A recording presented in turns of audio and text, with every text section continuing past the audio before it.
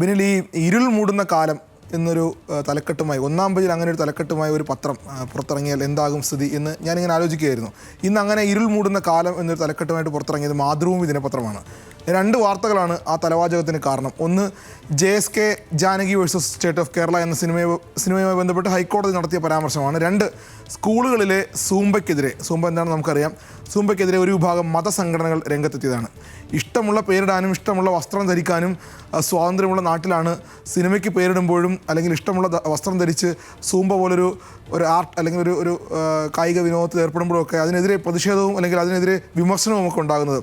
അതൊന്ന് സെൻസർ ബോർഡും മതസംഘടനകളും ആകുമ്പോൾ കൂടുതൽ പ്രശ്നമാവുകയാണ്. അത് മാതൃഭൂമി പത്രം മാത്രമാണ്, പ്രക്ഷോഭനെ സംബന്ധിച്ച് അതിൻ്റെ വിശകലനത്തിലേക്ക് പോവുകയാണ്, മാതൃഭൂമി പത്രം മാത്രമാണ് ഈ രണ്ട് വിഷയങ്ങളും ഒന്നാം പേജിൽ ഒരേപോലെ കൊണ്ടുവന്നത്. മനോരമ അത് 10-ാം പേജിൽ ഒതുക്കിയിട്ടുണ്ട്. മറ്റ് പത്രങ്ങളൊക്കെ ഒരുപക്ഷെ ജാനകി വേഴ്സസ് സ്റ്റേറ്റ് ഓഫ് കേരളയുമായി ബന്ധപ്പെട്ട് ഹൈക്കോടതിയിലെ വിവാദങ്ങൾ അല്ലെങ്കിൽ പരാമർശങ്ങളൊക്കെ 1-ാം പേജിൽ കൊണ്ടുവന്നെങ്കിൽ പോലും സൂംബയുമായി ബന്ധപ്പെട്ട പ്രശ്നം പറയാൻ അല്ലെങ്കിൽ മതസംഘടനകളെക്കുറിച്ച് പറയാൻ പത്രങ്ങൾ 1-ാം പേജ് ഒരുക്കി വെച്ചില്ല അല്ലെങ്കിൽ തയ്യാറാക്കിയില്ല എന്ന് വേണം കാണാൻ. ചില പത്രങ്ങൾ മനഃപൂർവ്വം ഒതുക്കിയിട്ടുണ്ട്. അതിൽ മാധ്യമവും സിറാജും ചന്ദ്രികയും ഒക്കെ ഉണ്ട് എന്ന് വേണം കാണാൻ. കാരണം മതസംഘടന ആയിരിക്കുമെന്ന് വിചാരിക്കാം. പക്ഷേ അല്ലാത്ത ചില പത്രങ്ങളുണ്ടല്ലോ ഈ നാട്ടിൽ, അവരും അതിനെക്കുറിച്ച് സംസാരിക്കാൻ തയ്യാറായില്ല എന്ന് വേണം കാണാൻ. ഞാൻ മാതൃഭൂമിയിലേക്ക് തന്നെ പോകാം. മാതൃഭൂമി ആ വാർത്തയെ ഏറ്റവും നന്നായി ചെയ്ത പത്രമാണ് മാതൃഭൂമി. ഇരുൾ മൂടുന്ന കാലം, അങ്ങനെ തന്നെ തുടങ്ങാം. ജാനകിക്ക് എന്താ കുഴപ്പമെന്ന് ചോദിച്ചത് ഹൈക്കോടതിയാണ്. സിനിമയിൽ ജാനകി എന്ന പേര് ഉപയോഗിക്കുന്നതിൽ എന്താണ് തെറ്റ്? ഹൈക്കോടതിയുടെ ചോദ്യമാണ്. ജാനകിയും സെൻസർ ബോർഡും തമ്മിലുള്ള യുദ്ധത്തെക്കുറിച്ച് പത്രം വളരെ വിശദമായി പറയുന്നുണ്ട്. സെൻസർ ബോർഡ് പറയുന്നു, സിനിമയുടെ പേരിലും സംഭാഷണങ്ങളിലും ജാനകി എന്ന് ഉപയോഗിച്ചുള്ളത് മാറ്റം വരുത്തിയാൽ സർട്ടിഫിക്കറ്റ് നൽകാം. ഇത് സിനിമയിൽ ജാനകി എന്ന പേര് ഉപയോഗിച്ചത് മാറ്റം വരുത്തിയാൽ സർട്ടിഫിക്കറ്റ് നൽകാമെന്നാണ് സെൻസർ ബോർഡ് പറയുന്നത്. ഇത്തരമൊരു ഭേദഗതിയുടെ കാരണം എന്താണെന്ന് ഹൈക്കോടതി ചോദിക്കുന്നുണ്ട്. ജാതീയ വംശീയ വിദ്വേഷത്തിന് കാരണമാകുന്ന ദൃശ്യങ്ങളോ വാക്കുകളോ പാടില്ലെന്ന മാർഗ്ഗനിർദ്ദേശം ഈ സിനിമയിൽ ഉപയോഗിച്ചിട്ടില്ല, ലംഘിക്കപ്പെട്ടു എന്നാണ് സെൻസർ ബോർഡിൻ്റെ മറുപടി. ഈ സിനിമയിൽ എങ്ങനെയാണിത് ബാധകമാകുക എന്ന് ഹൈക്കോടതി ചോദിക്കുന്നു. ജാനകി എന്ന പേര് പൊതുവെ ഉപയോഗിക്കുന്നതല്ലേ? ഈ നാട്ടിൽ ജാനകി എന്നുള്ള പേരിൽ ഉള്ളതല്ലേ? എൻ്റെ നാട്ടിലെല്ലാം ജാനകി എന്നുള്ള പേരിൽ ധാരാളം മനുഷ്യരുണ്ട്, പ്രായമായവരുണ്ട്. ഇപ്പോൾ പുതിയ തലമുറയിൽ പോലും ജാനകി എന്ന പേരിടുന്ന ആളുകളുണ്ട്. സ്ത്രീകൾക്കെതിരായ ലൈംഗിക അതിക്രമവും ലൈംഗിക ചുവയുള്ള ഭാഷയും ഈ കോർട്ട് റൂം ഡ്രാമ സിനിമയിലുണ്ടെന്നാണ് സെൻസർ ബോർഡിൻ്റെ അതിനുള്ള മറുപടി. ജാനകി എന്ന പേരിന് എന്താ കുഴപ്പം ചോദിക്കുമ്പോൾ സെൻസർ ബോർഡിൻ്റെ മറുപടി, സ്ത്രീകൾക്കെതിരായ ലൈംഗിക അതിക്രമവും ലൈംഗിക ചുവയുള്ള ഭാഷയും ഈ കോർട്ട് റൂം ഡ്രാമ സിനിമയിലുണ്ട് എന്നതാണ്. അതുകൊണ്ട് ഈ പേര് മാറ്റണമെന്ന് പറഞ്ഞാൽ അത് ന്യായമാണോ എന്ന് ഹൈക്കോടതി പോലും ചോദിച്ചു. അതുകൊണ്ടാണ് ഹൈക്കോടതി ചോദിച്ചത് ജാനകിക്ക് എന്താ കുഴപ്പം.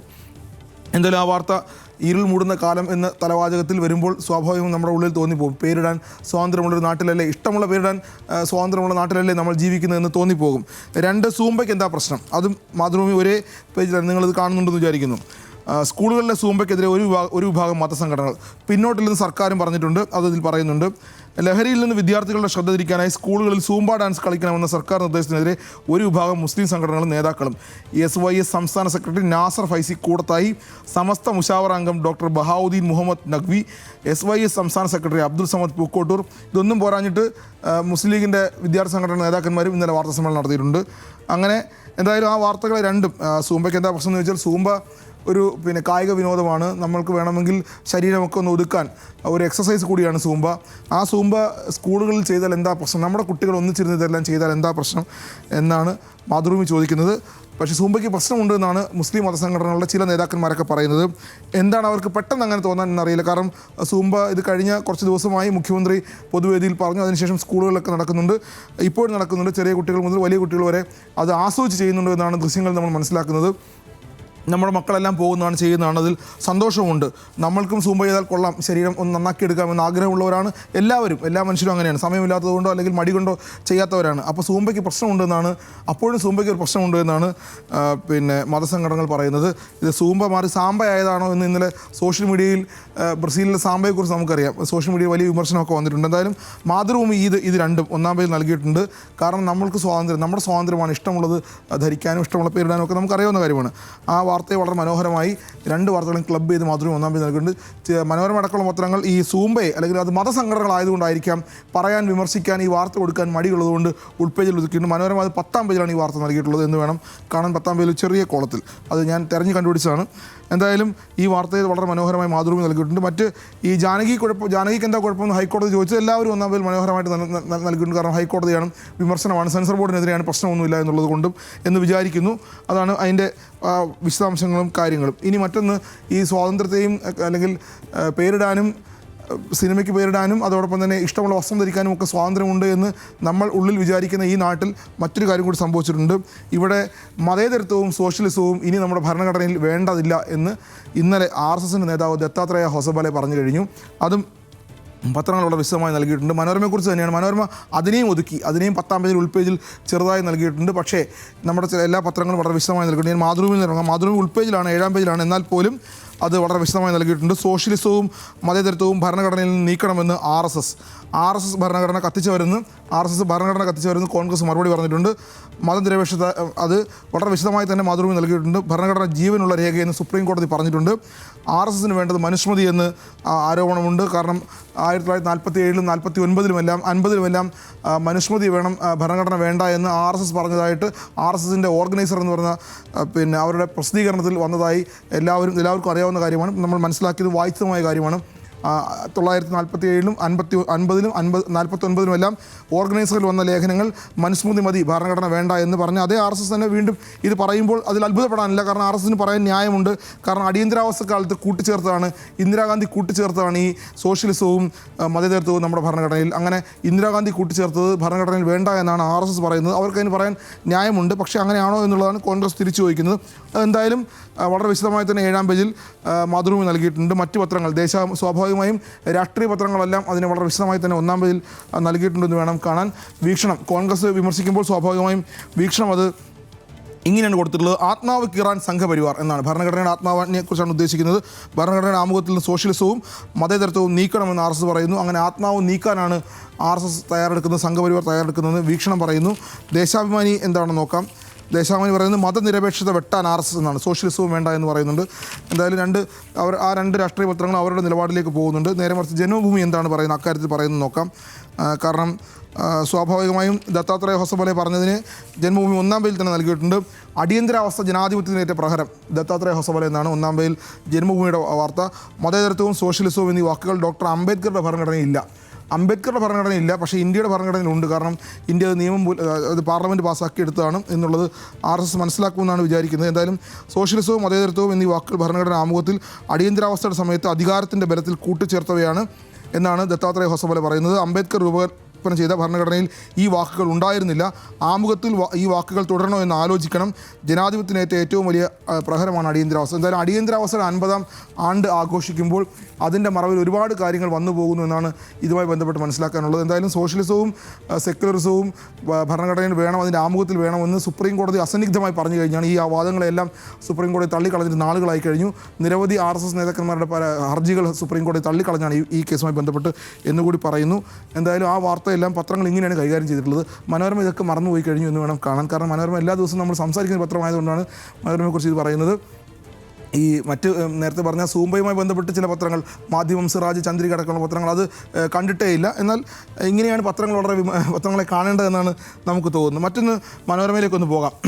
1-ാം പേജിൽ വളരെ ഏറ്റവും മനോഹരമായൊരു വാർത്ത എന്ന് വേണം പറയാൻ. വളരെ നന്നായിട്ട് ഇൻഫോഗ്രാഫിക്സ് എല്ലാം കൊടുത്ത് ഗതി കിട്ടാത്ത ജീവിതങ്ങൾ, 3.18 ലക്ഷം ഫയലുകൾ സെക്രട്ടേറിയറ്റിൽ കെട്ടിക്കിടക്കുന്നു എന്ന് ഈ വാർത്ത കണ്ടാൽ ഞെട്ടും. കാരണം നമ്മളുടെ എല്ലാം ദൈനംദിന ജീവിതവുമായി ബന്ധപ്പെട്ട് സെക്രട്ടേറിയറ്റിൽ ഫയലുകൾ കെട്ടിക്കിടക്കാൻ പാടില്ല എന്ന് മുഖ്യമന്ത്രിയാണ് പറഞ്ഞിട്ടുള്ളത്. ഓരോ ഫയലും ഓരോ ജീവിതമാണെന്നാണ് നമ്മുടെ മുഖ്യമന്ത്രി പറഞ്ഞിട്ടുള്ളത്. അങ്ങനെ മുഖ്യമന്ത്രി പറഞ്ഞിട്ട് കൊല്ലം ഒരുപാട് കടന്നുപോയി. പക്ഷേ 3.18 ലക്ഷം ഫയലുകൾ അവിടെ കെട്ടിക്കിടക്കുന്നുണ്ടെങ്കിൽ അതിൽ കുഴപ്പമുണ്ട്. അത് വലിയ വാർത്തയായി മനോരമ നൽകിയിരിക്കുന്നു. ശരിക്കും അഭിനന്ദനാർഹമായ വാർത്ത തന്നെയാണ്. ഇങ്ങനെ പറഞ്ഞിട്ട് എന്ത് കാര്യം? 2016 ജൂൺ 18-നാണ്. അങ്ങനെ ഒരുപാട് കാര്യങ്ങൾ ഇതിൽ പറയാനുണ്ട്. 2-ാം പിണറായി സർക്കാരിൻ്റെ 4 വർഷം ഉൾപ്പെടെ 5 വർഷത്തിനിടെ തുറന്നത് 2,18,347 ഫയലുകൾ ഇപ്പോഴും ഇഴയുന്നു. അതായത് ഫയൽ ഓപ്പൺ ചെയ്തു, പക്ഷേ ആ ഫയലൊന്നും ആയിട്ടില്ല എന്നാണ് പറയുന്നത്. ഏറ്റവും അധികം ഫയലുകൾ കെട്ടിക്കിടക്കുന്നത് തദ്ദേശ ഭരണ വകുപ്പിലാണ്, 44,360. കണക്കുകൾ കേട്ടാൽ ഞെട്ടുന്നതാണ്. ഈ വാർത്ത കേട്ട് ഞാനും രാവിലെ ഞെട്ടി. പക്ഷേ പിന്നീട് കേരളകൗമുദി ദിനപത്രം വായിച്ചപ്പോഴാണ്, അല്ലെങ്കിൽ ഓടിച്ചു നോക്കിയപ്പോഴാണ് കാര്യം മനസ്സിലായത്. 1-ാം പേജിൽ കേരളകൗമുദി മറ്റൊരു വാർത്ത നൽകിയിട്ടുണ്ട്. മറ്റല്ല, ഈ വാർത്ത തന്നെയാണ്, പക്ഷേ ആ വാർത്തയുടെ തലം ഇങ്ങനെയാണ്: തീർപ്പാക്കൽ, അതായത് മരവിച്ച 15 ലക്ഷം ഫയലിന് ജീവൻ. വാർത്ത ശരിയാണ്, മനോരമ നൽകിയിട്ടുള്ളത് വലിയ വാർത്ത തന്നെയാണ്. പക്ഷേ സർക്കാർ അതിൽ നടപടികളുമായി മുന്നോട്ട് പോകുന്നുണ്ട് എന്നാണ് കേരളകൗമുദി വാർത്ത നൽകിയിട്ടുള്ളത്. ദേശാഭിമാനിയല്ല, കേരളകൗമുദിയാണ്. തീർപ്പാക്കൽ അദാലത്ത് ജൂലൈ 1 മുതൽ ഓഗസ്റ്റ് 31 വരെ. അപ്പോൾ ഈ തീർപ്പാക്കൽ അദാലത്ത് വരുന്നു എന്നറിഞ്ഞുകൊണ്ടാണ് മനോരമ ഈ വാർത്ത നൽകിയിട്ടുള്ളതെന്നാണ് ഞാൻ മനസ്സിലാക്കുന്നത്. എന്തായാലും മരവിച്ച 15 ലക്ഷം ഫയലിലും ജീവൻ ഉണ്ടാകും. തീർപ്പാക്കൽ 3 തലത്തിലാണ്. സെക്രട്ടേറിയറ്റ്, വകുപ്പ് മേധാവി, പൊതുജനങ്ങളുമായി സമ്പർക്കമുള്ള സ്ഥാപനങ്ങളിലെ ഫയലുകൾ എന്നിങ്ങനെ 3 തലത്തിൽ തീർപ്പാക്കലുണ്ടാവും. ഫയലുകൾ തീർപ്പാക്കാനുള്ള ആളുകൾക്ക് ഇപ്പോൾ അല്ലെങ്കിൽ സാധാരണക്കാർക്ക് ഇതൊരു അവസരമായിട്ട് വേണം കാണാൻ. വീഴ്ച വരുത്തിയാൽ കടുത്ത നടപടിയെന്നും സർക്കാർ പറയുന്നുണ്ട്. ഫയൽ അദാലത്തിന് മേൽനോട്ടത്തിന് സെക്രട്ടറി തന്നെ നേരിട്ട് മേൽനോട്ടം വഹിക്കണം. എന്തായാലും ഫയലിന് ജീവൻ വെക്കുന്നു എന്ന് വേണം കാണാൻ.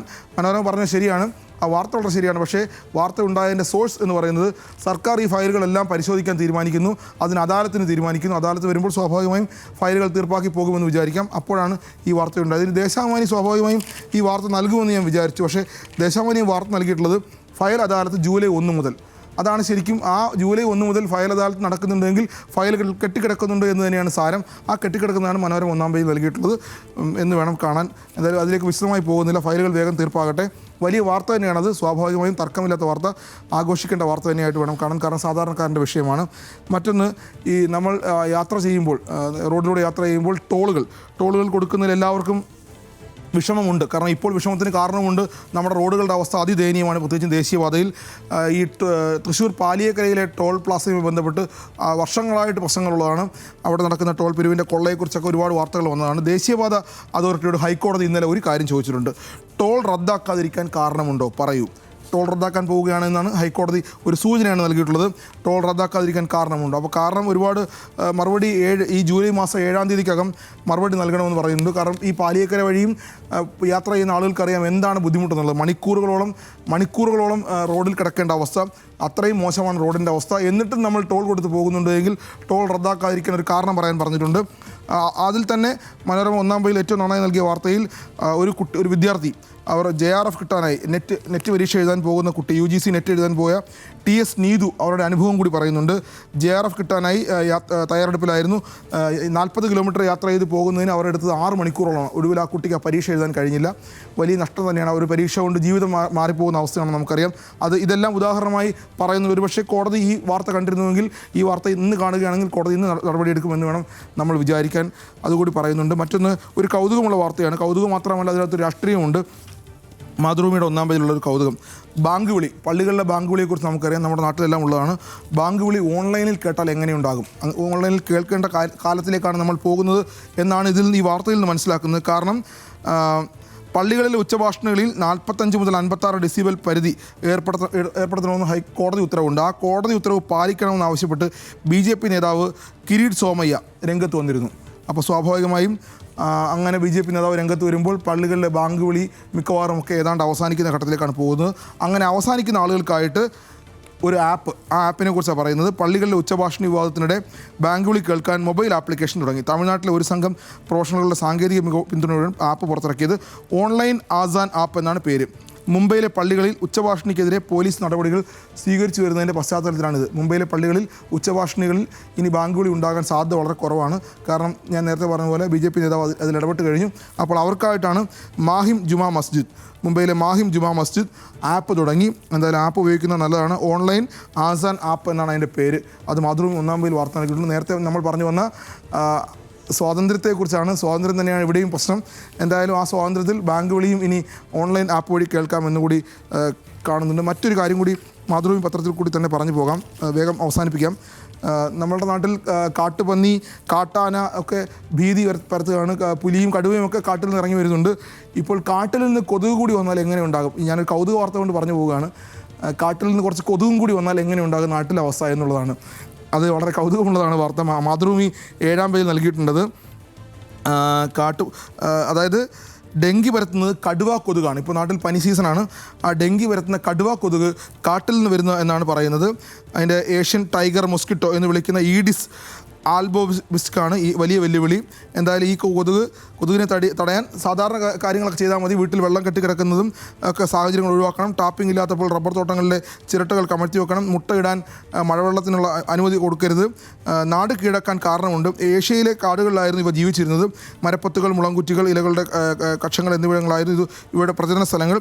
ഇപ്പോൾ ഇപ്പോൾ സ്വാഭാവികമായും മനുഷ്യരക്തത്തോടുള്ള ആസക്തി കൊണ്ടാണ് നാട്ടിലേക്ക് വരുന്നത് എന്ന് കൂടി മാതൃഭൂമി വാർത്തയിൽ പറയുന്നുണ്ട്. എന്തായാലും കടുവ കൊതുകും കൂടി കാട്ടിൽ നിന്ന് നാട്ടിലേക്ക് ഇറങ്ങുമ്പോൾ ജാഗ്രത പാലിക്കണം എന്ന് പറഞ്ഞുകൊണ്ട് അവസാനിപ്പിക്കുന്നു. അതുമാത്രമല്ല, നമ്മളുടെ ഏറ്റവും പ്രിയങ്കരനായ വി എസ് അച്യുതാനന്ദൻ അദ്ദേഹം ഇപ്പോഴും ആശുപത്രിയിൽ ചികിത്സയിലാണ്. അതും എല്ലാ പത്രങ്ങളും വാർത്തയും നൽകിയിട്ടുണ്ട്. അതുകൂടി പറഞ്ഞുകൊണ്ട് ഇന്നത്തെ പ്രസ് അവസാനിപ്പിക്കുന്നു. ബിനിൽ.